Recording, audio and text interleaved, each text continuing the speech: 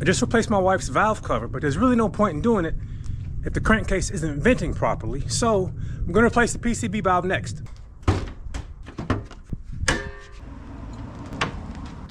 Cover off. Thankfully, everything is still really clean from when I did the valve cover. And unfortunately, on this car, the intake manifold has to come off. So I need to disconnect any harness that's attached to it and any hoses that are attached to it. Start with the harnesses. This one right here, I'm gonna try and disconnect by squeezing the little tabs on the back of the clip. That's one, and this one as well. All right, so they are free of it. There's another one right here. There we go. There's another one down there that I don't know how I'm gonna get off yet. I think I can do it the same way I did the others. It's just a tighter fit. I didn't think I got it, but I think, oh, actually I did get it out. There we go. As far as electrical connections over here, we have that connector there. It is so cold. I finally got it. Just pressed down on that tab and took a bit of force, but it came off. This one here, oh yeah. There we go. All right. And I'm gonna leave the throttle body connected to the intake manifold. So this tube comes off. And I'm gonna loosen this clamp and take this off. All right, there's this bolt down here. Ooh, it's an awkward angle. And trying to access that bolt, I dropped the socket and I couldn't find it. So had to reconnect everything, drive the car into the garage and look for the socket. Oh, there it is. Way over there. Let's see, how can I reach it? Got this magnet that I think will reach. If I can keep it low enough. Get off of there.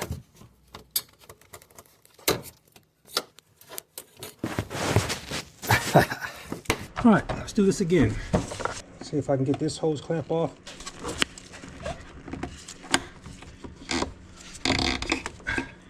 And now it's buddy up here. I think that is enough to get it off. I soon discovered that I was wrong. There were several other things still connected to the intake manifold. And up top, I think there are only 4 bolts. One through there, and then one there, one right in there, and then that one right there. And underneath, there's one that is right down there, and you can feel for it from above, but I just found out something when I dropped that socket. If you take this off, you can see and get your arm in there to get at the bottom one. So straight above this hole is the one on the bottom. And I'm inclined to do that one first. Yeah, so this is the bottom one here.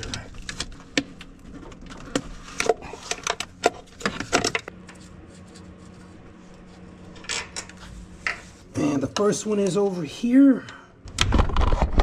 Dadgummit. Ooh. And there's one in here. One right here. One right here. There's one in here. You gotta move this tube out of the way to get on it. Dadgummit. So now I need to know if that's enough space for me to get to the PCV valve. I wasn't even close. Uh-oh, what did I miss?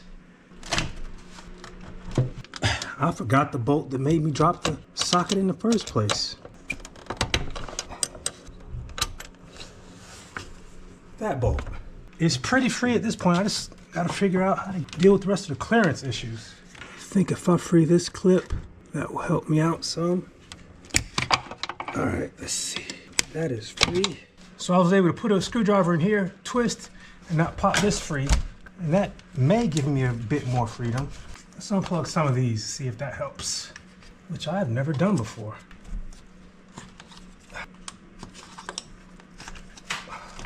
Helps some. Let's take this off. I think there's something under here that is holding on. Oh, this little knob was just hanging on. All right, there's one more clip that's attaching the wire harness to the intake manifold there. And I'm hoping that'll give me enough room. All right. What? It went right back in there. You see that? All right. Look at all this room I'm creating. I think there's something connected below, but I just wanted to make some space.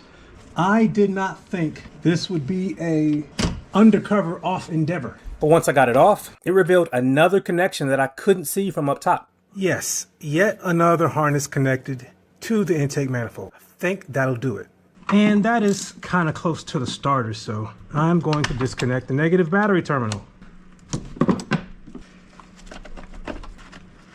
All right, so it's free now. And again, I just squeezed the side of the tabs and pushed it out of the little hole. Harness is connected there as well, so I need to disconnect that. I don't know if it was the right way to do it, but I was just able to grab it and pull it out. It didn't even take much force. So now all that's left is a tube, and I think I'm free. And I'm talking about that tube right there. And that tube slid right off. That tube connected the PCV valve to the intake manifold. This bad boy finally gonna come up. So now, there is nothing connected to this. I just gotta wiggle it out. There we go. I did all that to get to this guy. Okay, there's a tab. Consulted the manual. Come on.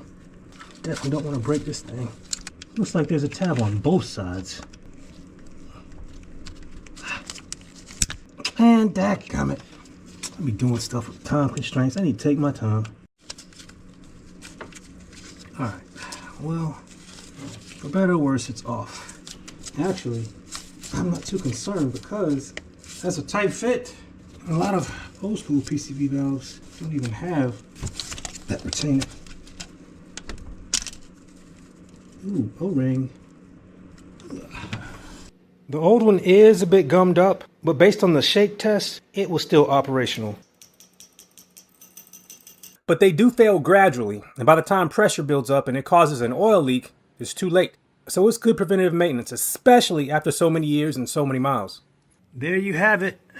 One of the downsides of getting the efficiency of direct injection. Might as well say 140,000 miles this car is gone. This would not happen on port injection. And this is why I didn't mind doing so much work to get to the PCV valve. I wanted to see firsthand how bad our carbon buildup was. Now, I don't know at what point this will cause a problem, but it is something I'm going to look into cleaning and potentially trying to mitigate.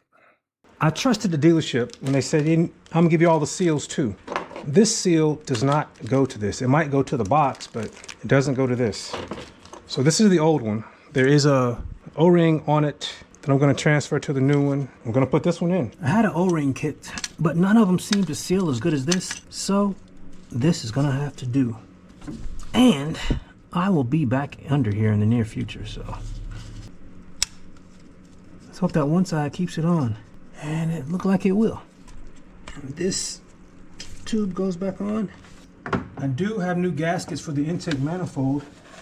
I'm gonna clean these off because they need it. Brake parts cleaner is not getting off this dark stuff. But in any event, got new gaskets, they're going on.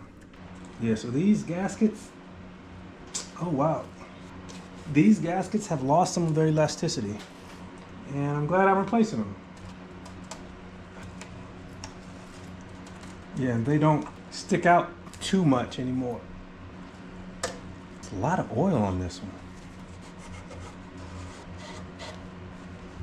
Time for the new. I'm new, because I always rock the new. Beep. Thank you. Oh yeah, they stick out a lot more. But you gotta think, those have been on there since sometime in 2017. 140,000 miles. And really, if I never took them off, they weren't causing any problems. And the Mazda part number for these is... BAM! Right there.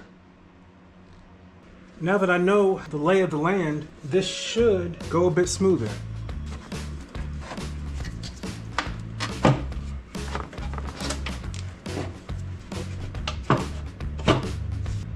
There she goes. That's it. One of the more difficult things to reach is this tube that comes from the PCV valve. and goes into the intake manifold. So I had to pull it back out, get my arm in there. So I can see this part being easier with the throttle body off. But it is on there. It's still on the PCV valve and it is into the intake manifold. Let me make sure I'm not lying. Yeah, let's button this thing back up. And the only bolt for the intake manifold that is longer is this one that goes on the bottom. The one that I accessed from below.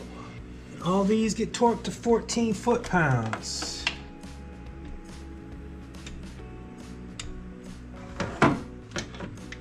And this long one on the bottom, same torque. So now I just reinstall everything, making sure I don't leave off any connections.